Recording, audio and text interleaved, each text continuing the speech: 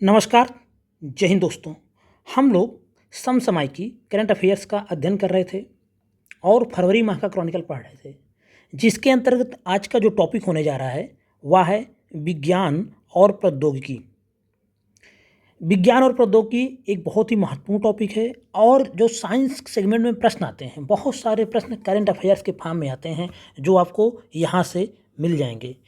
सबसे पहला पॉइंट देखते हैं, ईबी यात्रा मोबाइल एप्लीकेशन लॉन्च किया गया है। कोई बहुत महत्वपूर्ण नहीं है, लेकिन राष्ट्रीय ऊर्जा संरक्षण दिवस 14 दिसंबर के अवसर पर राष्ट्रपति द्रौपदी मुर्मू ने नई दिल्ली में ईबी यात्रा मोबाइल एप्लीकेशन लॉन्च किया है। तो यहाँ से प्रश्न बन सकता है कि हाल ही में या राष्ट्रीय ऊर्जा संरक्षण दिवस के अवसर पर किसने ईबी यात्रा मोबाइल एप्लीकेशन लॉन्च किया? तो किया है राष्ट्रपति द्रौपदी मुर्मू ने। एक महत्वपूर्ण पर्सनालिटी है, इन्होंने लॉन्च किया है, इसलिए यह प्रश्न बन सकता है। बाकी यहाँ से प्रश्न आने की कोई उम्मीद नहीं है। आगे बात करते हैं, पहला वैश्विक जल सर्वेक्षण उपग्रह। राष्ट्रीय वैमानिकी एवं अंतरिक्ष प्रशासन नासा के नेतृत्व वाले अंतर्राष्ट्रीय उपग्रह surface water and ocean topography स्वाट को लॉन्च किया गया।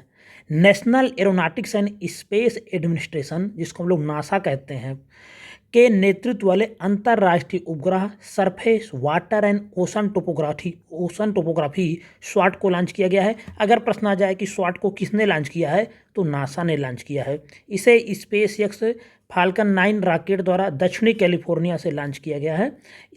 इतना ही जान लेने की आवश्यकता है। यह उपग्रह अंतरिक्ष से पृथ्वी की शुद्ध जल प्रणालियों का पहला वैश्विक सर्वेक्षण करेगा। यह उपग्रह अंतरिक्ष से पृथ्वी की जो शुद्ध जल पद्धतियां हैं, शुद्ध जल प्रणालियां हैं, इनका पहला वैश्विक सर्वेक्षण करेगा। याद रखेंगे स्वाट के बारे में, महत्वपूर्ण हो भी सकता है। यह प्रश्न यहाँ से देख लेंगे इसको अच्छे से। उसके बाद हम बात करेंगे, आईआईटी कानपुर द्वारा कृत्रिम हृदय तैयार किया गया। यह प्रश्न बन भी चुका है एक दो एग्जाम में। आई थिंक बीपीएससी का कोई एग्जाम था, वहाँ पे प्रश्न बन चुका है और फिर बन जाएगा। हृदय रोगियों के लिए आईआईटी कानपुर के वैज्ञानिकों और हृदय रोग विशेषज्ञ ने मिलकर कृत्रिम दिल तैयार किया है, जिससे हृदय का प्रत्यारोपण हो सकेगा। बहुत महत्वपूर्ण प्रश्न है, यदि विशेष में देखने को मिल सकता है। स्क्रैमजेट इंजन का हॉट टेस्ट सफलतापूर्वक संपन्न। भारतीय अंतरिक्ष अनुसंधान संगठन इसरो ने तमिलनाडु के तिरुनेलवेली जिले के महेंद्रगिरी में इसरो के प्रणोदन अनुसंधान परिसर में स्क्रैमजेट इंजन के हॉट टेस्ट गर्म परीक्षण का सफल परीक्षण किया है। स्क्रैमजेट इंजन भविष्य का इंजन है, तो अभी यहाँ से तो कोई प्रश्न नहीं बनेगा जहाँ तक है, इसको छोड़ भी सकते हैं, एक बार देख लेंगे। स्क्रैमजेट इंजन के उड़ान परीक्षण का प्रदर्शन करने वाला भारत चौथा देश है पूरी दुनिया में, तो ये सब जानते रहेंगे। बीएसएफ का 58वां स्थापना दिवस मनाया गया है 1 दिसंबर 2022 को। 58वें स्थापना दिवस मनाया गया किसका? सीमा सुरक्षा बल। सुरक्षा के दृष्टिकोण देखें तो बीएसएफ पहली पंक्ति होती है, सबसे अग्रिम मोर्चे पर बॉर्डर पे बीएसएफ ही रहती है। और आपको बता दूं, पाकिस्तान और बांग्लादेश बॉर्डर पे बीएसएफ ही लगी हुई है। इस दिन वर्ष 1965 में इस बल का गठन किया गया था। बीएसएफ की स्थापना 1965 के भारत पाकिस्तान युद्ध के तत्काल बाद 1965 में ही की गई थी। यह दुनिया की सबसे बड़ी सीमा सुरक्षा बल है। बीएसएफ को देश की रक्षा की पहली पंक्ति के रूप में भी जाना जाता है। यह 7 केंद्रीय सशस्त्र पुलिस बलों सीएपीएफ में से एक है, जो केंद्रीय गृह मंत्रालय के अंतर्गत आता है। पैरामिलिट्री फोर्स है, महत्वपूर्ण है, जानते रहना चाहिए कब किसका स्थापना दिवस पूछ लिया जाए। अग्नि 5 मिसाइल का सफल परीक्षण किया गया है। ओडिशा तट के एपीजे अब्दुल कलाम द्वीप, जिसे हम लोग पहले व्हीलर द्वीप के नाम से जानते थे, अब्दुल कलाम द्वीप से अग्नि 5 परमाणु सक्षम बैलिस्टिक मिसाइल का सफलतापूर्वक परीक्षण किया गया है। आजकल प्रश्न यहाँ से बन जा रहा। मैंने कई एग्जाम में देखा कि किस महीने में किया गया, या महीना दे के दिसंबर में हाल ही किस मिसाइल का परीक्षण किया गया, तो थोड़ा सा नज़र इस पर रखेंगे। अग्नि 5 मिसाइल भारत की सबसे महत्वपूर्ण युद्ध मिसाइलों में से एक है। और अग्नि 5 से मतलब हुआ कि 5 से मतलब 5000 किलोमीटर, तो परमाणु हथियारों को ले जाने में सक्षम यह मिसाइल 5000 किलोमीटर से ज़्यादा की रेंज में दुश्मनों को ढेर कर सकती है। और एक प्रश्न यहाँ से जो निकल के आता है कि बहुत सारी मिसाइलों का नाम देता है, किसी किसी मिसाइल का पूछता है कहाँ से कहाँ मार करेंगे। तो अग्नि मिसाइल के बारे में अगर बताएं तो आप देखेंगे आग कहाँ लगती है, ज़मीन पे लगती है। तो अग्नि जो मिसाइल है वो सतह से सतह पे मार करती है, सतह मतलब ज़मीन। तो आग कहाँ लगेगी, सतह पर लगती है। तो अग्नि मिसाइल कहाँ से कहाँ तक मार करती है, सतह से सतह तक मार करती है। प्रश्न में विकल्प ऐसे रहेंगे, सतह से वायु, तो ये सतह से सतह तक में पे ही मार करती है, याद रखेंगे इसको, अग्नि मिसाइल को। आगे बात करेंगे अग्नि मिसाइल के बारे में कुछ और फैक्ट। अग्नि 5 एकीकृत निर्देशित मिसाइल विकास कार्यक्रम जो चला था IGAMDP के तहत विकसित सतह से सतह पर मार करने वाली उन्नत बैलिस्टिक मिसाइल है। यह दागों और भूल जाओ मिसाइल है जिसे इंटरसेप्टर मिसाइल के बिना रोका नहीं जा सकता है। और जो integrated guidance missile development programme था, या किसके दिमाग की उपज अगर मान ली पूछा जाए तो डॉक्टर APJ अब्दुल कलाम के दिमाग की उपज थी, जिसका उद्देश्य मिसाइल प्रौद्योगिकी के क्षेत्र में देश को आत्मनिर्भर बनाना है। और इसी वजह से डॉक्टर APJ अब्दुल कलाम को मिसाइल मैन ऑफ इंडिया कहा जाता है। बात करेंगे ALHM के थर्ड हेलीकॉप्टर। तो ऐसे बहुत सारे हेलीकॉप्टर वगैरह का निर्माण हो रहा है, आज के समय में इतना महत्वपूर्ण नहीं बनेगा। अगर देखा जाए तो ALHM के थर्ड हेलीकॉप्टर ये बहुत स्वदेशी हैं और बहुत हल्के हेलीकॉप्टर हैं, उन्नत किस्म के। स्वदेशी रूप से हिंदुस्तान एरोनॉटिक लिमिटेड HAL द्वारा विकसित किया जा रहा है। तो HAL द्वारा इसको विकसित किया जा रहा है, इतना जानते रहेंगे। अबू धाबी अंतरिक्ष बहस 5 दिसंबर 2022 को परमाणु ऊर्जा और अंतरिक्ष राज्य मंत्री डॉक्टर जितेंद्र सिंह संयुक्त अरब अमीरात UAE में आयोजित अबू धाबी अंतरिक्ष बहस में आधिकारिक प्रतिनिधिमंडल का नेतृत्व किया। संयुक्त अरब अमीरात का पहला नैनो सैटेलाइट नाइफ 1 पर्यावरणीय अंतरिक्ष डेटा एकत्र करने के लिए श्रीहरिकोटा से PSLV द्वारा प्रक्षेपित किया गया। तो पूछा यहाँ से जा सकता है प्रश्न कि हाल ही में संयुक्त अरब अमीरात के किस सैटेलाइट को या किस नैनो सैटेलाइट को श्रीहरिकोटा से प्रक्षेपित किया गया PSLV द्वारा, तो उसका नाम क्या था, नाइफ 1। इसको याद रखेंगे। बाकी अबू धाबी अंतरिक्ष बहस कहाँ हुई, तो अबू धाबी में हुई। नौसेना दिवस 2022 4 दिसंबर 2022 को भारतीय नौसेना दिवस पूर्वी नौसेना कमान मुख्यालय कहाँ है, विशाखापत्तनम में मनाया गया। भारत के राष्ट्रपति और सशस्त्र बलों की सर्वोच्च कमांडर जो होती हैं द्रौपदी मुर्मू अतिथि के रूप में इस कार्यक्रम में सम्मिलित हुई। जो भारत का राष्ट्रपति होता है वह सशस्त्र बलों का सर्वोच्च कमांडर होता है, ऐसा आर्टिकल 53 में ये भी किसी खंड में कहा गया है, आर्टिकल 53 में ही कहा गया है। इसको भी याद रखेंगे, पूछ लिया जा सकता है कि किस अनुच्छेद में कहा गया है, तो आर्टिकल 53 में कहा गया है। यह दिन 1971 के भारत पाकिस्तान युद्ध के दौरान भारतीय नौसेना की भूमिका का सम्मान करने के लिए वर्ष 1972 से प्रत्येक वर्ष मनाया जाता है। तो याद रखेंगे 4 दिसंबर नौसेना दिवस रहता है, 4 दिसंबर नौसेना दिवस होता है, याद रखेंगे। पूछा गया हुआ है वायुसेना दिवस, ये सब पूछा गया हुआ है कब पड़ता है, तो 4 दिसंबर को नौसेना दिवस पड़ता है, इसको देख लेंगे।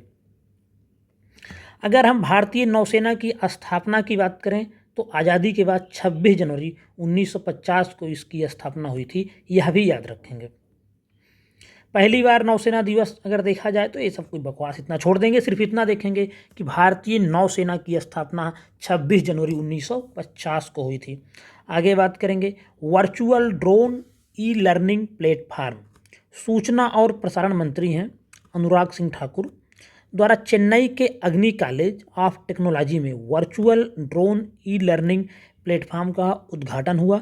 यहाँ से प्रश्न बन सकता है कि हाल ही में कहाँ पे वर्चुअल ड्रोन ई-लर्निंग प्लेटफार्म का उद्घाटन किया गया, तो चेन्नई के अग्नि कॉलेज ऑफ टेक्नोलॉजी, कहाँ पे, चेन्नई के अग्नि कॉलेज ऑफ टेक्नोलॉजी में इसका उद्घाटन हुआ है। थोड़ा सा इस पर ध्यान दे लेंगे, प्रश्न यहाँ से निकल के आ सकता है।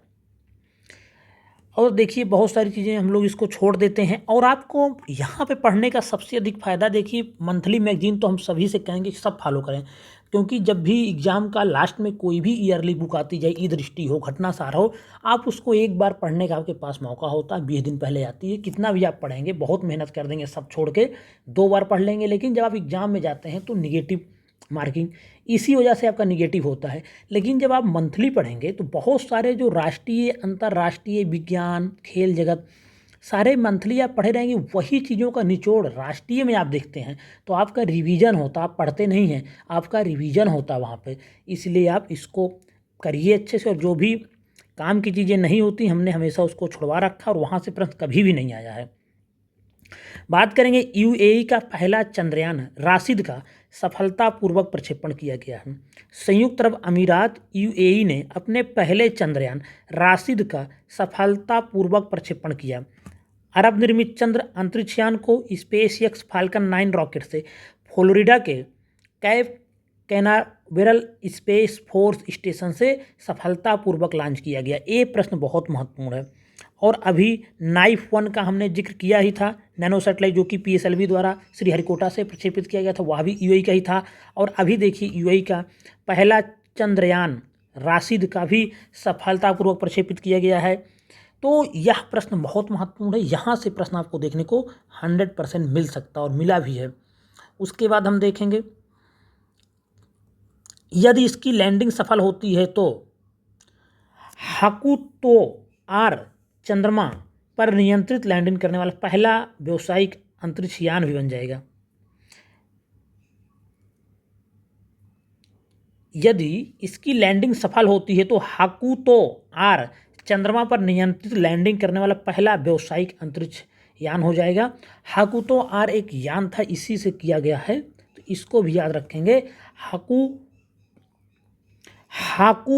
हाकुतो आर चंद्रमा पर नियंत्रित लैंडिंग करने वाला पहला व्यावसायिक अंतरिक्ष यान भी बन जाएगा अगर ये राशिद का सफलतापूर्वक वहाँ लैंडिंग हो जाती है तो। आगे बात करेंगे हम लोग, परमाणु संलयन सफलता की घोषणा की गई है, तो ये सब कोई बकवास चीज़ें, इसको छोड़ देंगे। आगे बात करेंगे आईएनएस मार्मुगाओ।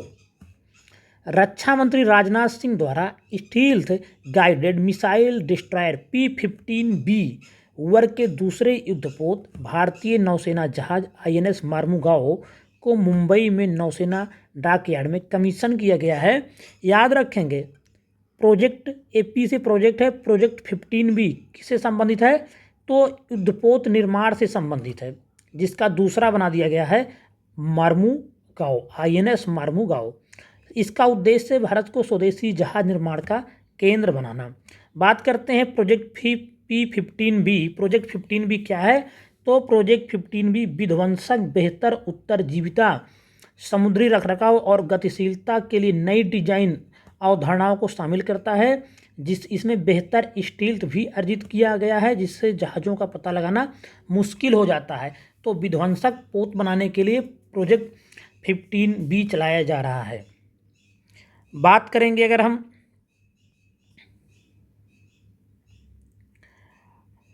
देखें तो ये सब स्टार्टअप वगैरह इसको छोड़ देंगे, कोई बहुत महत्वपूर्ण नहीं है। कार्बन फुटप्रिंट क्या है तो कार्बन फुटप्रिंट देख लेते हैं क्या है, पूछा जा सकता है। किसी व्यक्ति या ऑर्गेनाइजेशन